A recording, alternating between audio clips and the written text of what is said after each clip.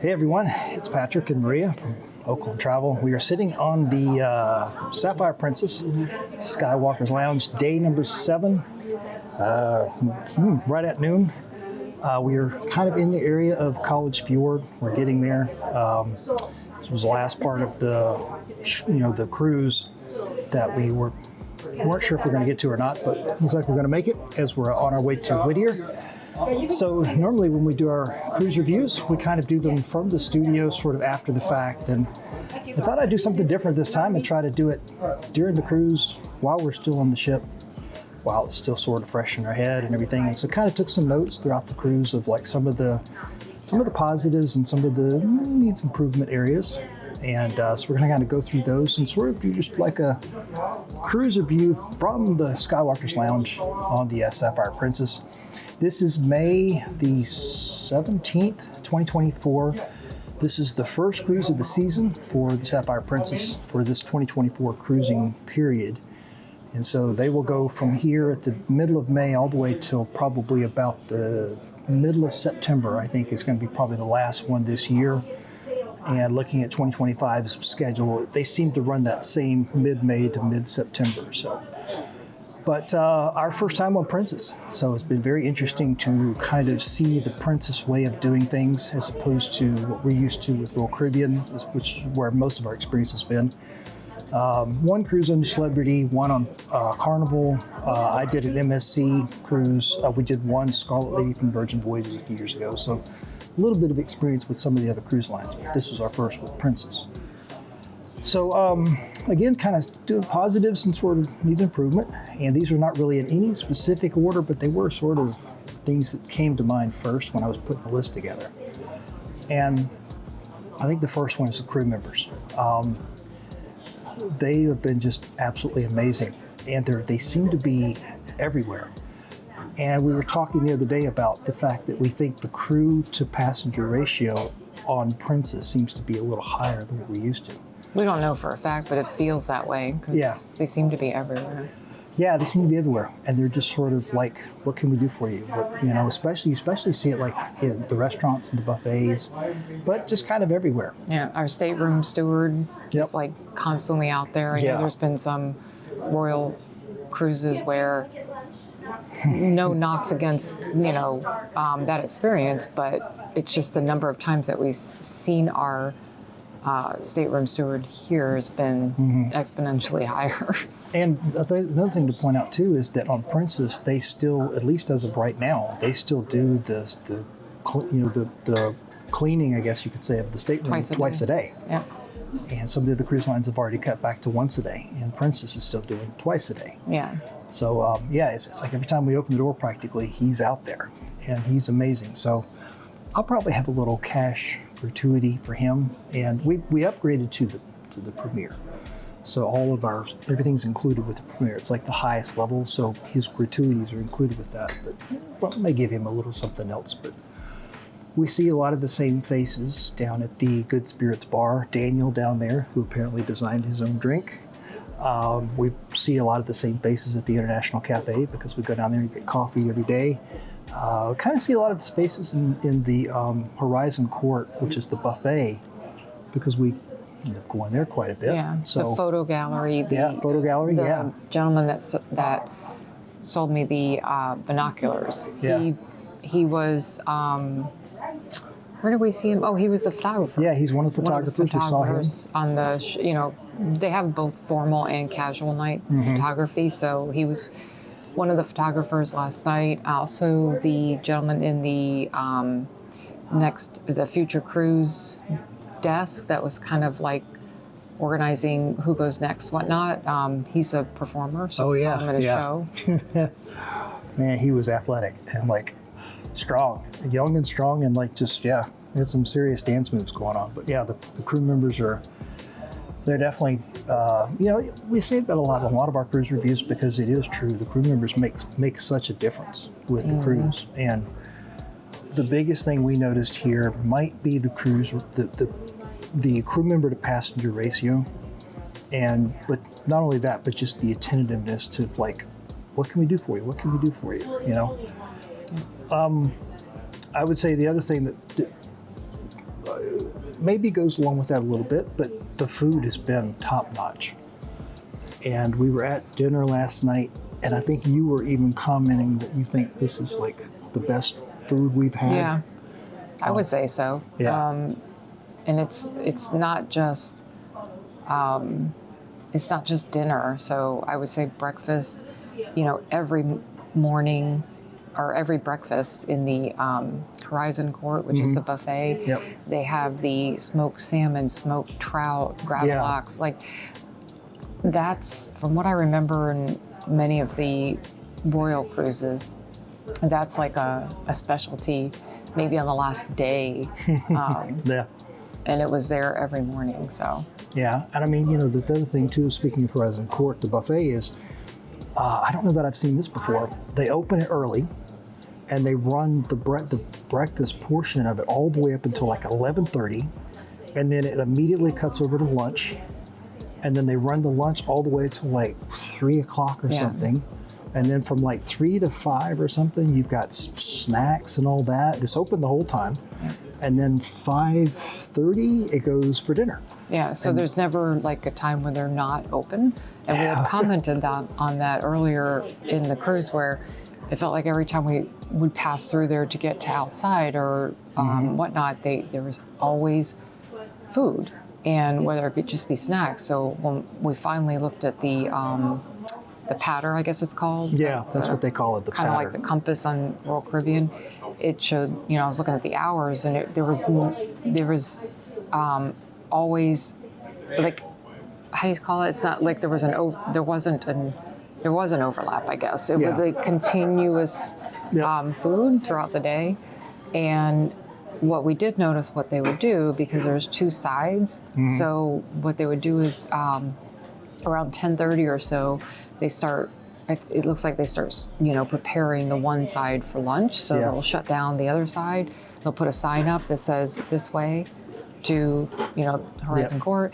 And so you go, if you're coming for breakfast, for example, you go over, you eat over there. They're starting to prepare the other side for lunch. And it's just like constant food. And it's not only the availability of the food, it's the quality of the food too. Just everything from the ice cream at Swirls to the pizza up on deck by the pool to the specialty restaurant. They don't have, and I, for one, will make examples, comparisons to Royal, because as you said, we have most of our experience there, but they do not have, like on Royal, they have the juices and like the,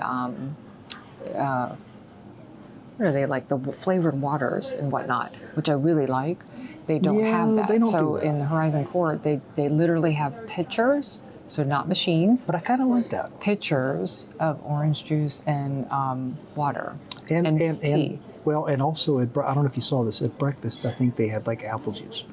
I did see that once. Yeah, they had pitchers of apple juice. So it's basically, big glass pitchers of the tea, lemonade, orange juice, apple juice sometimes, and then of course all your assortments of teas and hot water and coffee.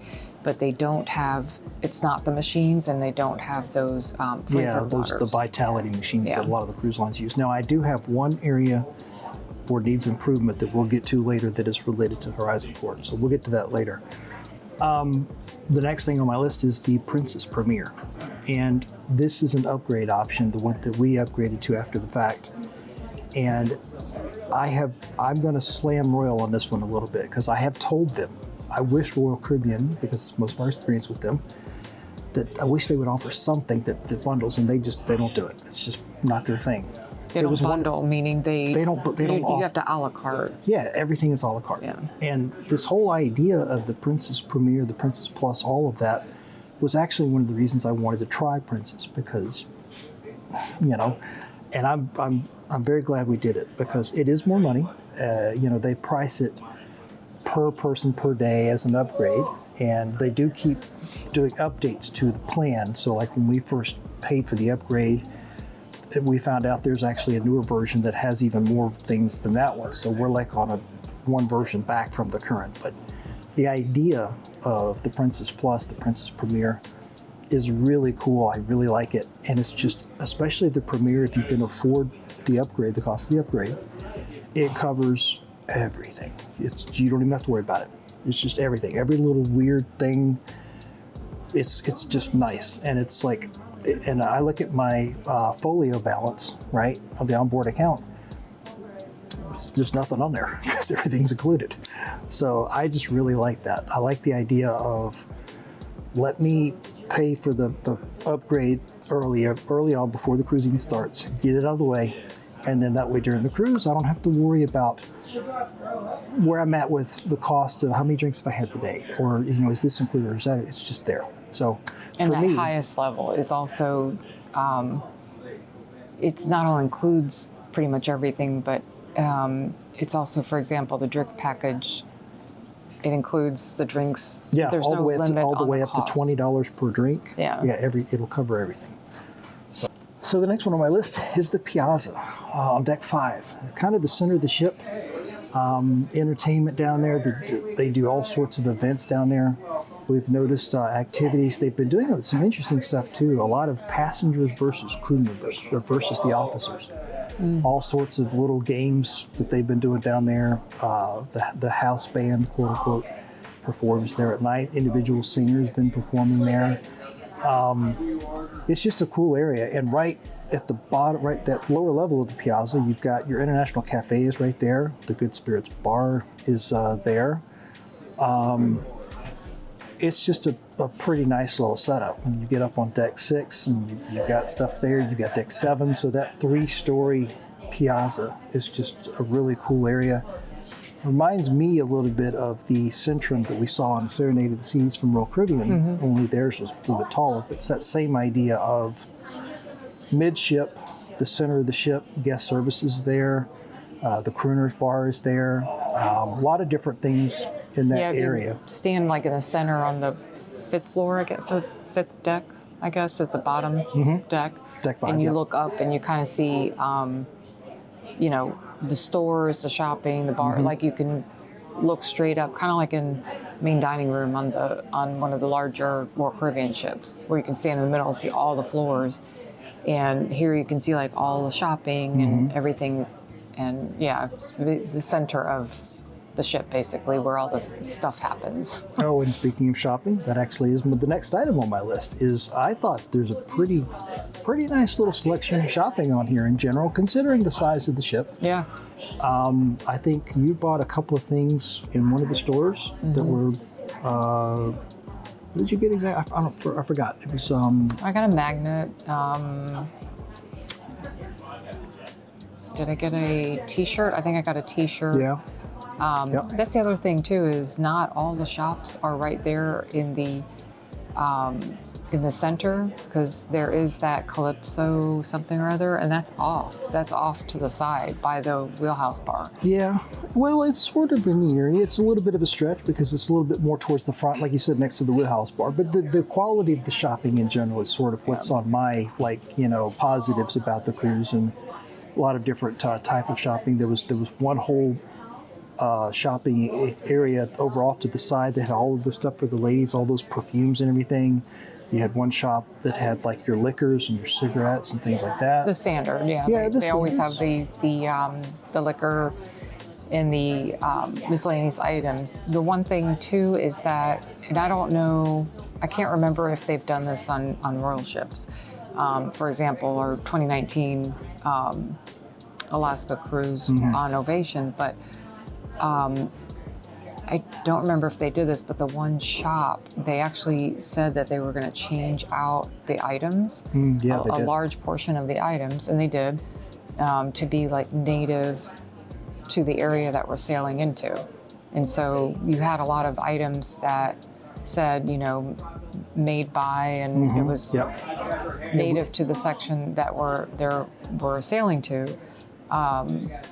It might have been hand knitted things. It might have been just, gloves, hats, whatnot. So that was really neat. Yeah, I think we saw like Juneau, Skagway. I think we were seeing that as it was changing, as we were starting to get to those ports of call in Alaska. So that was pretty cool.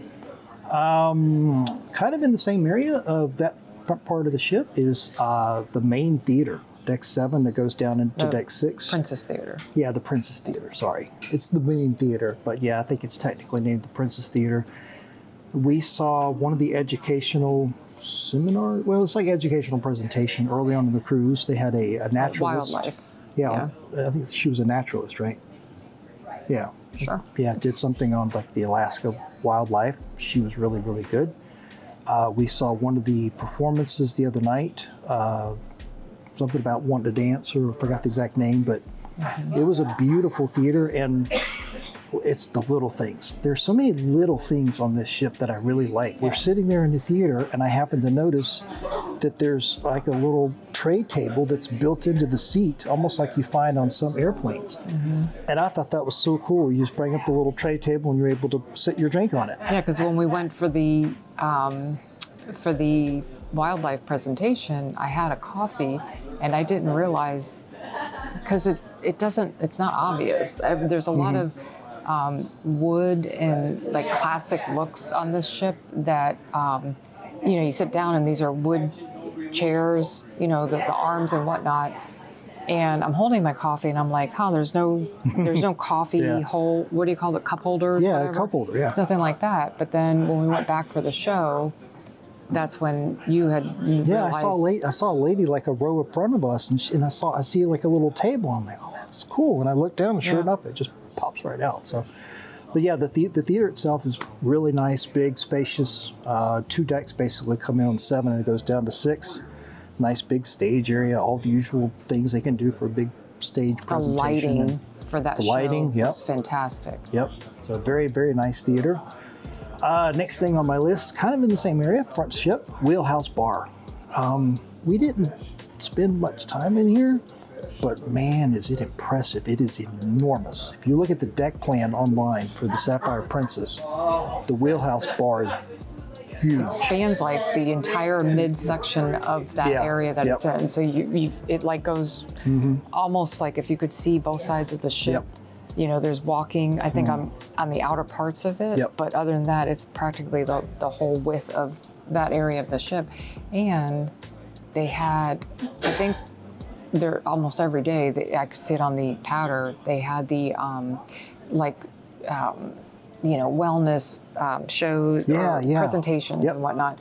And that was off to the one side because they have plenty of room. So that was off to the one side, and they had I think even a screen there, didn't they? Oh yeah, they had a screen, a little stage area. They could do like presentations, performances. And you could be, and it's all open, but you could be, they had the presentation happening, and you could be in the rest of the bar anywhere else, and it's not really interfering with your talk or whatever. There were so many. We went in there a couple times, and there were just groups of people that were sitting and having a drink and just being able to have their conversation, not bother anybody. It's just so big, and so they're able to use that a lot of different ways, and you see it show up quite a few times when you're scrolling through the list of activities on the pattern. And so very cool area of the ship, the Wheelhouse Bar. So next, the Explorer's Lounge on deck 7. We saw the Love and Marriage, was basically like their version of the Love and Marriage game last night, which was on day 6. They did a lot of art auctions in there, which was pretty neat. We saw like 2 You or do 3 trivia. Trivia. Yeah. Performances. Again, a big area. As we were standing there last night, we've never gone in and sat down, other than that at that bar. Remember, there's that bar that's that was right in front of it. Yeah, that was a neat thing because, as she mentioned, there's a main bar where one side of the bar is the outer area, like you can just walk down along the outside of the Explorer's Zone, like if you're just walking down this, towards the back of the ship or whatever. But there's a seating area in between where the bar is and where you walk, and so that seating area is for that bar. It's a nice big sort of wraparound bar, and then on the other side of the bar is where it sort of services the people that are in the Explorer's Lounge. So it's a nice big open bar with sort of 2 sides to it. It's just a really neat area because you sort of step up to go into the Explorer's Lounge, and then when you get up on that platform, you see just how big it is. And it has its own stage and all kinds of. Yeah, we were. It's almost like a mini theater, but open. Because when we were standing there last night, kind of watching a small section of this show, or marriage show. Love whatever. and Marriage, yeah. Yeah. It's not Love and Marriage. I think it's just a marriage show I or something keep like wanting that. to call it. Yeah, but we were standing, as you said, go up a couple stairs. The bar is off to our left, and we're just standing there, and just like it just kind of like the Wheelhouse Bar. It just kind of opens up, and you have off to the left. And I'm realizing as I'm standing there, I'm like, wow, there's seating over there. Yeah, seating over there. Almost like in the theater where you have the people in the off to the side, and whatever that's called, looking down. It's kind of like that, like all the way, like a half circle of seating, and it's just huge. Yeah, the Explorers Lounge. It's a pretty neat area. We didn't really sit down in there and spend any time in there because we were just on the go so much. But we walked by it quite a bit because it's on deck 7, and as you're like where the Piazza is in the center of the ship, and then you have Club Fusion kind of at the back, and like the photo galleries and everything down that wall on the starboard side of the ship, you're sort of walking by the Explorers Lounge quite a bit, going from the front to the back on deck 7. And it's so, like a pass-through kind of a thing. So it's really cool to kind of go through there and it's like, oh, I wonder what they're doing in the Explorers Lounge, and you sort of see it as you're going through there. So we saw it quite a few times. Didn't really spend any time in there, but... And this is probably obvious by now, but with our review, but it can't be stated enough how well they make use of the space on this ship. Yes. Every nook and cranny, and it's not like they jammed something in and it just doesn't work. It works throughout the ship. There's just like anywhere, like right now we're sitting. This is kind of like the Crown. What is it called? The Viking Crown Lounge Crown on Royal Caribbean ships. On a lot of the older ones. Yep. Very similar, right? But it still feels larger and so much unique seating. We're in the area of where like the club is. If you could see behind the camera, there's a beautiful dance floor, fantastic equipment. We got first hand views of that last night, experience with that last night. We came up here while the DJ was playing, and just really good use of the space across the ship. Yeah, the camera's actually sitting on the dance floor pointed at us right now. It's a huge area, and it goes to what Maria was saying about the other part of the ship. This Skywalker's Lounge we're sitting in right now goes all the way across, you know, so like you see the windows here behind us, right? This is the port side of the ship, and you go all the way across over, and the starboard side's over there with a huge bar. So it's just just beautiful views. Yeah. Big open space.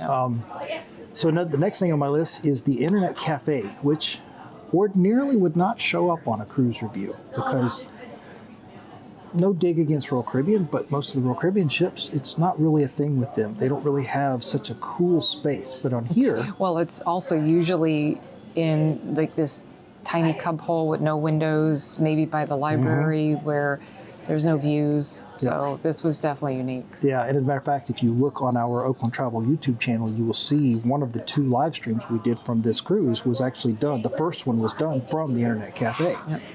And it's just a big open space on deck 7, I think. It's right kind of in the area of where the Explorers Lounge is. I think it's right next to it, actually. And one of the cool things about it is it has a bunch of different areas for you to bring your laptop and sit down and do your thing. A lot of different types of seating in there, and they have like little power outlets. It sounds weird, but power outlets all over the place, because cruise ships are not always known for being that forthcoming with power in public spaces. It reminded me a little bit of the Scarlet Lady from Virgin Voyages, because they had similar areas with like an outlet right there that you could bring your laptop and just plug it right in, and so that was... Yeah, and putting that in perspective, and I've said this throughout this cruise, is, this ship was built, I don't know, delivered, but built 2002, something like that? Well, it was launched in, I think, like if you look at Wikipedia, I think it was launched in 2004. So, and then you look at Scarlet Lady, which is brand new, still practically. And yes, I'm sure this ship has gone through whatever they call their the dry revitalization, docks. Dry docks, whatever they call it. And maybe they added some of these things after the fact, but it doesn't feel like it. It feels like that's the way, a lot of these things originally were installed. And it's just like you think about like you see certain features on this ship and you're like, why did they fix something that wasn't broken on some other ships, right? So many things on here that just make sense and work, and you don't see it on newer ships. Now, to kind of fast forward real quick, we booked the next cruise. It's going to be on a newer ship for Princess, so we'll see if they've actually still kept some of these features. So more to come on that. Yeah, that's the Majestic Princess. Yep. The next item on my list is the Italian specialty restaurant on deck 7. I am drawing a blank on the name. It's on the deck plan. I'm drawing a blank. Sabatini's, is that it? That sounds familiar. Yes. Very, very good. I had eaten too much that night, and so like I was just so stuffed, but it was so good, and it was like a multi-course meal, right? Like it's like a 4-course meal or something. It was your typical Italian restaurant, and you pick all of the various courses, and and like I think the lobster tortellini I think that I got was like the second to the last course, well, third to the last course, and I was hesitant to get anything else, but then he said, oh well, it's like 3 of them. And just, it was 3 of them. All of it was just fantastic. High quality, just awesome. And by the way, Princess Premier, the specialty restaurants are included in that. And so when I upgraded to the Premier, I was able to go online, actually go into the app. I go into the Princess app and then go in and make the reservations because those specialty restaurants are included with Premier. So yet another thing that is sort of a little benefit of upgrading to that higher level. So definitely enjoyed the Italian restaurant. Club Fusion, next item on my list, back of the ship, deck 7. We walked through there the other night just to kind of see it, check it out, because there's an interesting little wake bar that's down there that's part of it that goes down into deck 6. And we didn't really see any events in Club Fusion, but when we walked through there the other day, and I've got a little bit of video of that, it is just enormous. Yeah, and another one that just spans like such a huge area and has just, like if you have a large party or even a small party, you could all gather in this, this booth here, it's just it's huge. Yeah, it's people huge. were playing cards in there. A group of people were playing cards in there, and this was just one night where there was nothing going on in there because it was late at night. Everything had already wrapped up, I guess, in there. It definitely shows up a lot when you look through the activities. Yeah. Another group just kind of sitting off the side, just, and it's a huge bar. There are no windows. That's one that really doesn't have any views to outside. But it's also another one that is like, I'm pretty sure there was an area for a live band or nice entertainer. Big, and remember how big the dance floor was? Yep, big dance floor. Huge dance floor. So Club Fusion. Yeah. Yep. Yeah. Next item on my list is a little strange, but it's deck 12. Our stateroom was aft of the ship, deck 12, port side. And we really, really liked this because we were in A718, and just down the hall is the door that would take you right out to the little pool area down there on sort of deck 12. So you're like just right down the hall is like you get out to the back of the ship where the pool area is. Very close to the lifts, one deck down from the buffet, the Horizon Court. And so if we were to come on this ship again, we would be looking for deck 12 on the aft of the ship because it just worked out so well. Easy to navigate because you can go all the way to the front or the middle lifts on the ship, and go up and down. And so I think I remember we spent a little bit of time trying to figure out the best stateroom for the cruise way back when we first booked it. Little did we know how perfect it would be. I don't know that we even knew that door to go outside was right there. And then maybe day 2 or something, I think we were like, well, where does that go to? And I thought when you first said a pool, I thought you meant just this small pool or something that's all you had out there and you had to come back in. And then when we go out there, I realized, oh, this is where we were when we were in Vancouver. Yep. And, waiting to leave, we were standing, not on that deck, but like a couple decks up, but up right there. Like literally you go out that door, go upstairs, and that's where we were standing. And I'm like, oh, this is like literally right here. So if you want to go out on deck, literally you just walk down the hallway like 6 staterooms down or whatever, and the door is right there. Yep. So deck 12 on the Sapphire Princess. That's a good choice. So that one leads me into my next item on the list here, which is an area that Maria was just talking about, actually. It is the Horizon Terrace. It's the back of the ship.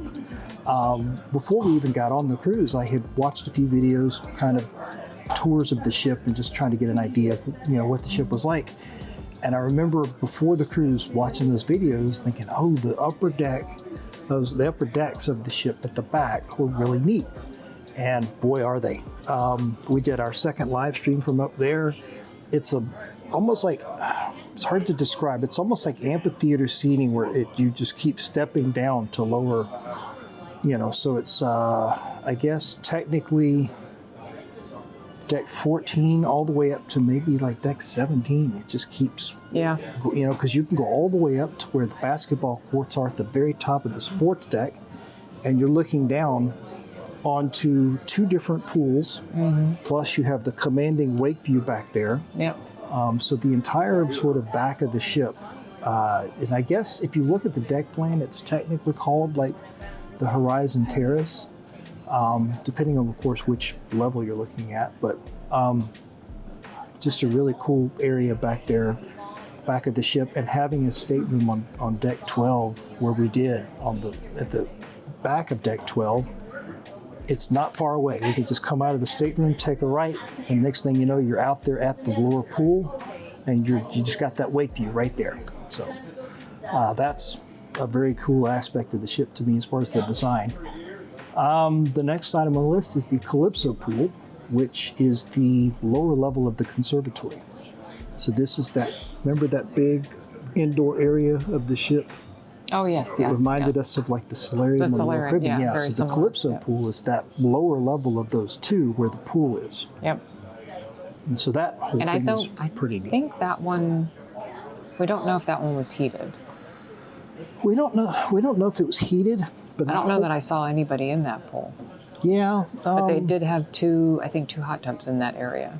I think the whole not seeing people in the pool was just kind of a thing of like just when we happen to be going through there. Yeah, but the other thing is that area, we compared it to Solarium, which is on Royal, it's adults only. This did not have any signs for adults only, so not here, but we'll get to it probably soon. Yeah, we're coming up on that. So this is not adults only, but we weren't on an Alaska cruise, and every time we went in there, pretty much it was warm. It was comfortable. Yeah, it was comfortable. You could it was very nice. Definitely go in the hot tubs without issue, without like coming out and you're freezing cold. So definitely a nice area for any cruise, really. And it's 2 stories because the upper level of it, around the outside parts of the pool, you've got a little bit of seating up there, and you've also got several glass doors where you can go out to the outer parts of the ship. And there were some ping pong tables up there. That was cool. Saw some people, foosball, somebody was playing foosball up there. Came across that yesterday, I think it was. Yeah. And we hadn't been up there until yesterday. We just happened to come in out from outside and realized, oh yeah, this is the second floor of what conservatory? That's Yeah, what the it's called, conservatory. That's the name of it. And it was like, wait, there's actually like 2 ping pong tables and the foosball or whatever it's called. And people were just having a blast with those. And it was so funny because they're in there, like some were wearing T-shirts and stuff and just doing their thing and having a good time. And we had just come in through those glass doors like from out on the deck, and it's like outside, it's like freezing. And we come in there and like super bundled up, and they're over there playing. Yeah, that was pretty cool. 2-story area, like I said, very nice, kind of midship. The roof does not go back. I think it's stationary. Yeah. But it's just sort of the permanent indoor pool area. And that's the Calypso Pool. I think it's what they call it on the deck plan. The next one on the list is the Neptune Pool, which is kind of next door, but this is the big outdoor pool area. And got the big screen on one Probably end. the largest pool, right? Yeah. Yeah. A very good sized pool. And In addition to whatever they call those sort of like areas in the pool where it's you can kind of sit in the water, and that, so you have the pool, right? But then you have all this area where the water goes, right? So you can just, reminds me of maybe not the best example, but the Scarlet Lady pool. yeah, That was a joke at first. well, because the actual centerpiece of their pool was so small. Yeah, this one is, the actual pool is larger, but that deck area, Yeah, it's nice. I know there's a better word for it, but that has the water that you could just sit in it. I don't know that there were any lounge chairs in that area like they do on newer ships. No, not right there in the But, water. you know, you could just sit right there in that area, and it went all the way back. Yep. Right? So there was just a huge area that you're still kind of in the water, a couple inches, whatever it is. And then the pool itself was pretty good size. Yeah, the pool was huge. I mean, this is a kind of sort of a lap pool on a cruise ship. You could do laps in this thing. And it was Maybe. 7 feet deep at one end and like only Yeah. 5. I mean, it was deep for a cruise ship. Yeah, the deepest. It was a good sized Yeah. pool. Yeah. And the whole area around the pool is huge because at one end of the pool, you've got the big Princess, the big like TV screen where they do the movies at night or movies by the pool or whatever they call it. And directly across from that, on the lower level, is where you have the pizza, like the Prego Pizzeria. There's the Mermaid Bar and then the Trident Grill, all sort of right together. And those are all included. Those are all included. Not the bar.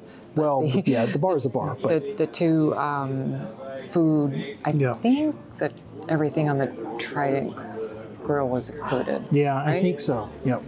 The and pizza then, definitely. yeah, and then on the other side of the pool, in the pool area, underneath the big screen was where the Swirls ice cream bar is located.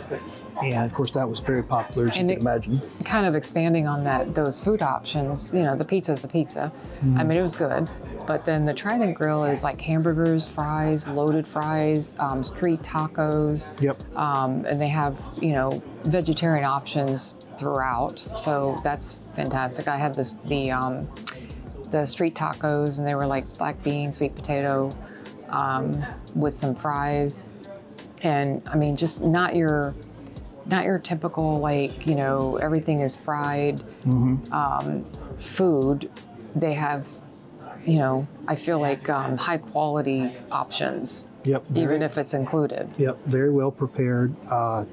You can build the most amazing hamburger you've ever seen there, with all the toppings. You got your hot dogs and fries, and just a nice little area that, you know, grill area there, and you walk up and you place your order. They give you one of these little The pager things, and you just go find a place to sit, and then they'll bring your food to you. Just a very nice big open area. Now on the upper level of that is where you've got another bar up there, and so you got a full-size bar on the kind of the upper level looking down onto this pool area. So this entire area out here, the Neptune Pool, was really, really cool.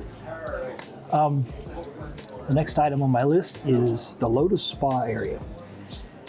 And we walked through here a tiny bit, kind of stuck our head in, looked at a couple of the options in there, the salon, other things in there where they do acupuncture and like just a whole range of stuff. If you look at it on the deck plan, it's a huge area in the ship. Yeah, they actually do have the, I looked at it beforehand, they do have a thermal suite. I think they have like 4 of the heated chairs, and I didn't go into it, but yeah, I was a little surprised that they had it, being as though the size of the ship and whatnot. Likely that was something they added on after the fact, but again, the fact that the way that things are laid out, you could see, especially the acupuncture rooms, you could see that they almost maybe took like some service area or something and said, oh, let's put, you know, because it was across the way on the other side of the ship. Yep. From the spa, And it was like over there was the rooms for acupuncture, and the other side was rooms probably for massages and all of that. And then in this area is the sanctuary. So that was where they have, the first time we came across that, we were outside. Well, the sanctuary is one deck up, one deck above. Yeah, so we were up there walking outside and we came across it. And of course, nobody's there because it was, I don't remember what day it was, but it was very cold. And windy and all, it was cold. Now the sanctuary is adults only. So this is I think, maybe 18 and up. Yeah, I don't know. and there's a fee for it, I think, too. There is. So if you have the package, it's included. I think it's the Premier. I can't remember. Yeah. Otherwise, it was something like $10 a day or something. Yeah. And then you can also get like actually, it's $10 between certain hours, $20 between other hours, or you can get like the ship long, like a day pass or a something. day pass, and even like a cruise pass, like for all days. But it is, which is nice because at first when we came upon it, I thought it was like, oh, this is like what they do on a lot of ships these days. Oh, this is just for suite, you know, but it's not. Yeah, there's a small fee, but it's a beautiful area, and the pool is heated, and it's a really nice pool, and it's literally right there above the pool. The pool is in the lower area of the sanctuary, and so the pool is down at the level of where the spa is, and so it's kind of cool because when you're in the Lotus Spa area, you can go out through the doors to the pool right there. And then you can kind of go up to the Serenity area on the deck above. So it's a really neat combination of like the sanctuary and then the Lotus Spa below it. And the pool kind of connects the two together. And, you know, the whole time we were walking around up there, it was cold, of course, because Alaska cruise. But I was trying to picture the ship in like one of the warmer climates of like the South Pacific. Because remember, the Sapphire Princess was doing cruises to like Fiji and Tahiti or whatever, and Hawaii and all that stuff just weeks ago before coming up here, because we're at the start of the season. So all of those areas, I was trying to picture like tropical environments and people up there, you know, and it's like, you know, it's a beautiful ship that can be used for different things, right? It works just as well here for Alaska as it would for like the tropics in the South Pacific. So, in the fitness center, we walked through there on the one day, and then I went back yesterday and actually used it. So they have, it's a decent size. They do have like the track equipment, you know, the machines. They have several, you know, different machines. Enough, I would say enough for whatever your needs are. And then they have, and a couple of unique ones that I don't know that I've seen on other ships. And then they had one rowing machine, which I used. And then they had like an area when you first come in for free weights. And then they had, and I think you could, mainly I think that was free weights with the weight benches. And then as you work your way back, in the back they had another room that you go into that is, so in that first area there's like 4 treadmills and then all the other machines. And I was like, wow, only 4 treadmills. And then actually we walked out and then we came back in because I'm like, wait a minute, there's another room in there. Yep. So we went back and you continue walking sort of around that curve. All the way to the front, yeah. Yeah. And then you come to another door, and in that door is all the other treadmills, right, along the window and everything. So you're looking out. And that is the area where they have their fitness classes, it looks like. I'm drawing a blank, the spinning. They had all the bikes lined up there for spinning. Yoga stuff in there. All the fitness classes, because it's a huge room. So plenty of room for fitness classes. And then, you know, they have all of the yoga, or of the mats where you can just take them for stretching and whatnot and put them in the use thing. Really, once again, like the space that was used was just very well used in terms of like for everything, including the fitness center. And piggybacking on that, you made me think of something. One thing that I really like about this, and I'm going to list this as a positive for this ship, is the viewing areas on the outside of the ship. Because it is just, we'll start from the bottom and work our way up. So deck 7 is kind of your walking track / running track, but it has an amazing area at the front of the ship where you're right there on the bow and you're just directly above the water line, not too far off the water. And it is the most unique thing we've ever seen in terms of the layout of the ship, because it starts on the side of the ship on like either the starboard or the port, and it goes all the way around the front, the bow of the ship. And it's a huge viewing area, and it's perfect for an Alaska cruise, because we were out there the morning coming into Juneau, and we're out there at 5 o'clock in the morning looking for whales or whatever, and it was just the most perfectly designed aspect of the ship. And then when you come up to like deck 14, and you got the entire area at the back of the ship that we talked about earlier with the pools and everything, and just that commanding wake view across the back of the ship. And then down the sides, up on deck 15 maybe, you've got really good viewing all down the sides of the ship. And then when you get up to the front of the ship, where the Serenity area is, there's a way to go all the way up to the very front of the ship, at the very top of the ship. And so you're literally on top of the bridge. And so you have the commanding view of like what's in front of the ship. So you have excellent visibility from the bow, from what's in front of the ship, from like the top deck or deck 7, all down the sides, plus the back of the ship. So the visibility is just amazing for this ship, and it makes it perfect for like a scenic cruise like Alaska. So that's a big positive to me. Yeah. And the last positive is a little strange, but it sort of makes sense when you explain it, is this guy right here. The little medallion wristband. Pop out the... Yeah. So we bought the band. Yep. It's just this once little we got guy. on. Yep. Spent $12 and bought these little silicone bands. It came in this little medallion came in a plastic case and with a lanyard because you ordered them. That's it right there. And this little guy right here is So you had ordered them beforehand, and doing that, it comes in a plastic case with a lanyard. Originally, I took it off that lanyard and put it on one of my lanyards that I've gotten for, I use for other cruises. It was perfect, just clipped right on. And then once we got on board, we stopped by, I forgot what it's called. It's like a little ocean medallion, like little area on deck 7 that's right in the area of where the photo gallery is. So it's basically like wearables that you can put the medallion into. So whether it be a bracelet, these rubber silicone wristbands. Yeah.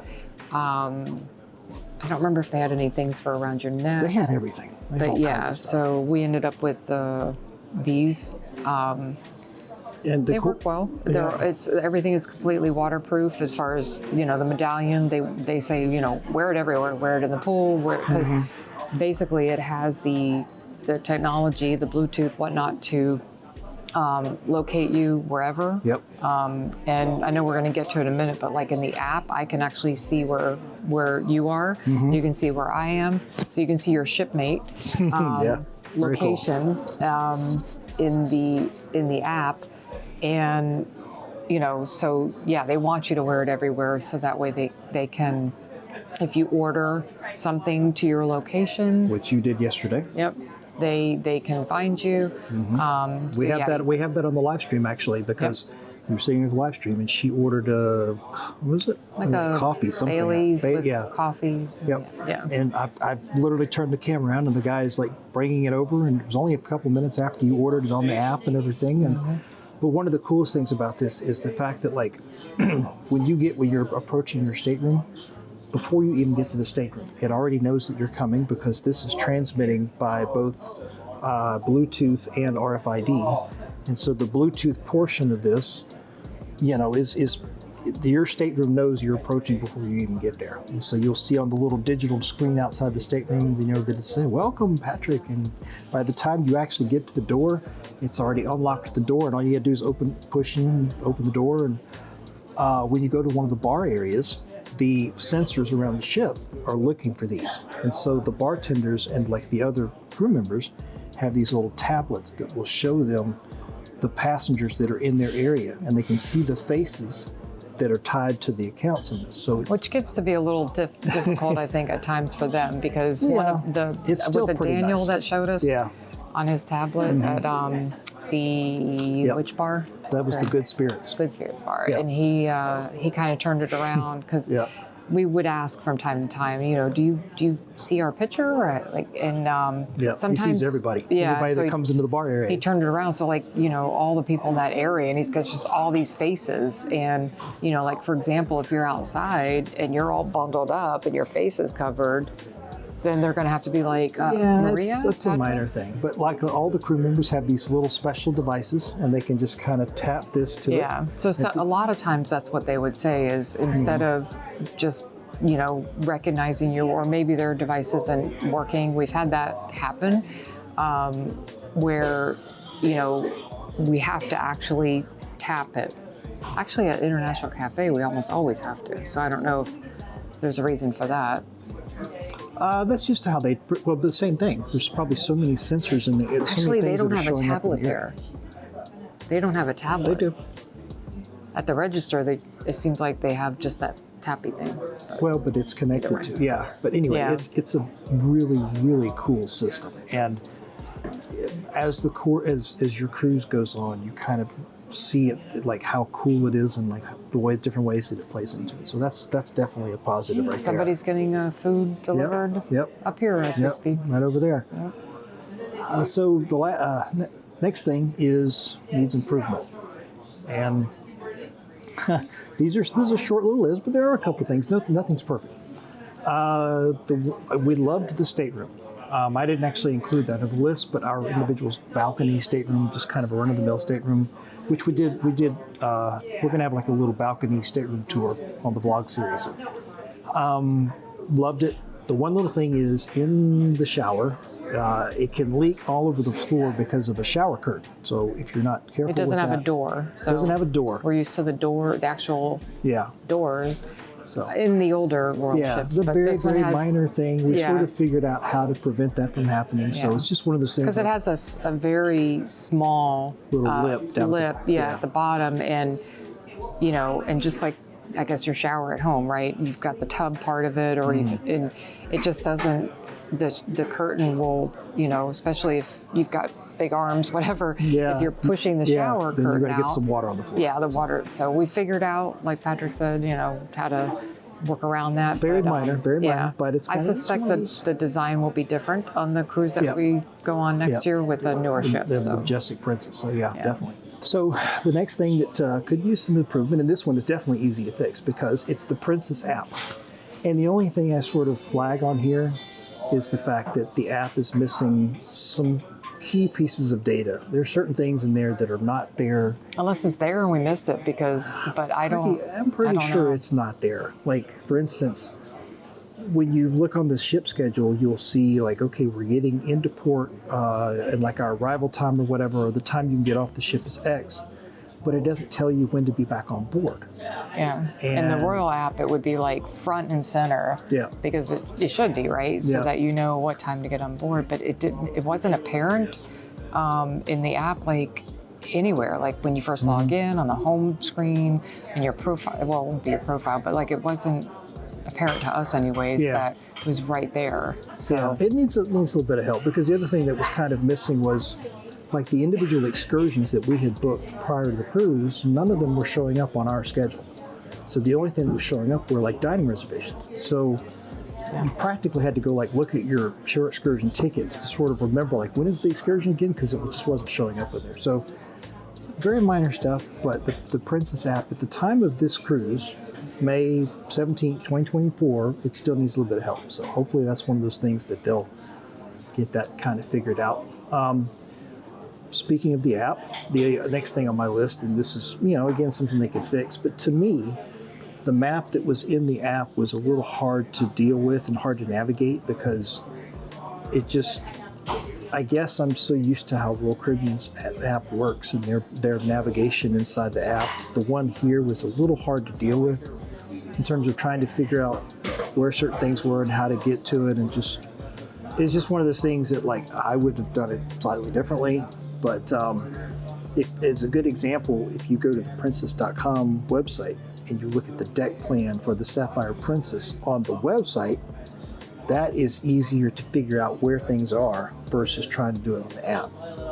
The app has some things that are sort of a little more interactive, and to me they sort of take away from it. So it's not how I would have done it. The big screens around the ship that are sort of mounted to the walls have. You have these in improvement, but I think they're in the positives.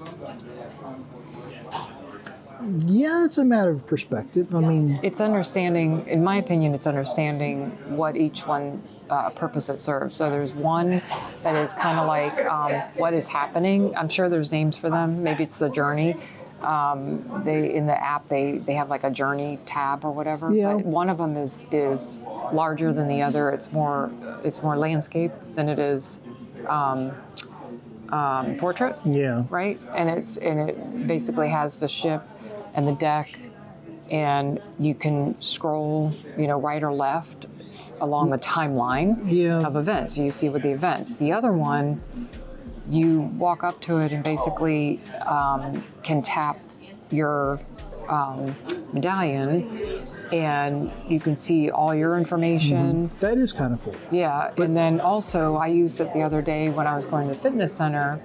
I used that same one, that's portrait, whatever, and I said, I said deck 15, fitness center, take me there, and it basically showed, okay, go forward to these elevators, Yep. up to this deck, and it was like step by step, and it was perfect. Yeah, well, the point I was going to get to there was that one of the type 1 screen, one of the big TV screens will only show you what's going on around the ship, the activities. And then the other one that is the portrait TV screen is the one that will do the navigation like what you're talking about. And the part that I sort of dinged them on, just because, again, this is not how I would do it. Got something happening over here. Yeah, we're starting to get into the scenic area. We got some people over here in Skywalkers that are starting to get kind of crowded in here. The way I would do it is, no matter where you are, those TV screens should be able to show you a map of the ship. Because the one thing that was a little difficult was, and I know they're trying to push everybody to use the app, the Princess app, but if you're just walking around the ship and you're trying to like remember, okay, where is such and such again? And you have to go to the app to find it, because there's not always an easy TV to find the navigation of the ship, like the map, the layout, or whatever. So to me, that's a small area for improvement, where those TVs that show you the activities could also show the map. So I think he's turning the ship around. Why? Okay. no, we're just turning to go into the. And the only other thing I noticed about the Horizon Court, I mentioned this earlier, is sometimes if you order a drink in there, like a specialty coffee or like an alcoholic beverage, it can take a little while to get it delivered. And we ran into one thing the other morning where we ordered a cappuccino latte, and that was it. And it took them so long to deliver the coffee that we ended up just leaving because we were done with breakfast and they still hadn't showed up. So I'm not really sure what the situation is behind that, but it's one of those things that, like, if you're in there and you order a drink where they come along and they have to do this little thing because there's a cost to it, it might take a little while to get it delivered. So these are very, very minor little areas that I would consider improvement, but overall, I think the ship is great. It's amazing. I mean, we were pretty seriously contemplating doing a second Alaska cruise back on the same ship, the same stateroom, just like a do-over version 2 almost, because we had such a good time on the ship. So we've been focusing on the ship. The cruise review, the other aspect of the cruise review is kind of the itinerary. We had some technical issues on here that were very unusual. It caused us to be late coming out of Vancouver on embarkation day. Apparently some sort of propulsion problem. So we didn't actually leave Vancouver until like 12:30 at night. And I guess they were working as hard as they could while we were still in port to try to figure out what was going on and to fix it or whatever. It did cause us to lose Ketchikan on the itinerary, so they had to cancel that. They had to cancel Glacier Bay on the itinerary, and we are making it here to College View. Glacier Bay was supposed to be yesterday. Supposed to be yesterday, yeah, and Ketchikan was going to be day number 3. And some modifications to the itinerary, but Princess really stepped up, gave us a 75% refund on the current cruise fare paid for this, and a 75% future cruise credit, which we used to book a nice 10-night cruise on the Majestic Princess. So very happy with how they handled it. Yep. The interesting thing about that was on the very first day, we didn't hear a whole lot from the captain. We heard we had 2 updates that night on embarkation day. One was around 5:30, and the other one was like later that night, like 9:30. And then from that point forward, we started to get a little bit more communication from the captain. So, but all things considered, the cruise went pretty well. Like I said, we missed Ketchikan. Juneau, we arrived. We only got about a half a day in Juneau because we were late coming in because of the propulsion problems. We were able to kind of salvage Juneau and do a really nice whale watching excursion that evening where we saw whales. That was really, really cool. Got several pictures of whale tails. Yep. I was doing video, she's doing photos. Really good excursion that night. Got the full day in Skagway, which was really awesome. A big, massive over 8 hour short excursion. We went all the way up into the Yukon Territory, saw some beautiful stuff up there, and then we did the train, the White Pass Rail, back down to Skagway. And we did miss Glacier Bay. Just couldn't help it because, of what's going on with the ship and everything. We are currently in College Fjord. They have it on the itinerary right now for 5:45 to 7:45, where it's going to be, scenic viewing and everything. After we record this, we're going to go have some lunch down at Alfredo's Pizzeria, down on deck 6, I think. No, actually 5, deck 5. And then we're going to go out on deck and get some video and everything. But the itinerary has been great. Really good cruise overall. Not 100% what we expected, just because of the propulsion problem, but they handled it quite well. Anything else you want to throw in there? No, I pleasantly surprised. I don't know that we had any expectations. Because we've done so many Royal cruises, we knew there would be a lot of comparisons to Royal. And, and I've made some comparisons between, Celebrity and Royal, because they're under that same umbrella, and Carnival, since we've been on Mardi Gras, and now Princess, which is, again, Carnival and Princess under that same umbrella. And we were talking about it last night, and it does feel like you've made mention to the fact that it feels like Royal Caribbean Group seems to sort of trickle down a lot of their operating procedures and whatnot policy, to Royal, to all of their brands, right? Like, that's what we kind of experienced. Like, Celebrity wasn't that far off from Royal. There was definitely areas that we saw were a little more elevated. But here, like between Carnival, Mardi Gras, which is a newer ship, right? And this experience, completely different. Completely different in the food, in the service levels, in the staff, in the ship, the itinerary, just everything. Just completely different, and really, I would say if I did have any expectations, I would say it exceeded. Oh yeah, I definitely exceeded. I don't know what I expected. I was very, very, very curious about the whole thing because it was a huge unknown. Didn't know that much about Princess before the cruise. Was really just looking forward to the whole thing to see how it would play out and to see how everything would go. And it got off to such a strange start with these propulsion problems and the whole embarkation and everything, but recovered very nicely. So very interesting 7-night cruise. Very interesting. I can't think of another cruise we've had that's had such a interesting experience from start to finish in terms of like flying out of Orlando at the very start until all the way here at the end, and just everything that's happened in between. And to what she was saying a second ago, Carnival Corporation owns 9 different cruise lines, and Princess is one of those. But I think Carnival is smart enough to keep the hands off and let Princess be Princess and just kind of do their thing. And so the experience here on Princess is much different than the experience on the Carnival Mardi Gras. And so it's been very nice to see. And so hopefully Carnival will be smart enough to just keep that going and let Princess Cruises be Princess Cruises. And, you know, so they might be owned by the same corporate umbrella, but, you know, it's been a very pleasant experience. And like I said, we're already booked on another one, 10-night on Majesty of the Seas. Majestic Princess. God, I have a little Caribbean on the brain. Majestic Princess. That one's going to be October the 9th, 2025. Starting in Boston, working its way up through New England, Maine, and then all through Canada, and coming back around to Quebec. So that'll be the next Princess cruise for us. So this is going to wrap up our cruise review. We need to get out there Princess. and see the sights, because people are definitely looking out there. And Yep. don't want to miss anything. Sapphire Princess. This is May 17th. This is the last day of the cruise. So first thing early tomorrow morning, take a bus up to Anchorage, and then we fly back to Orlando.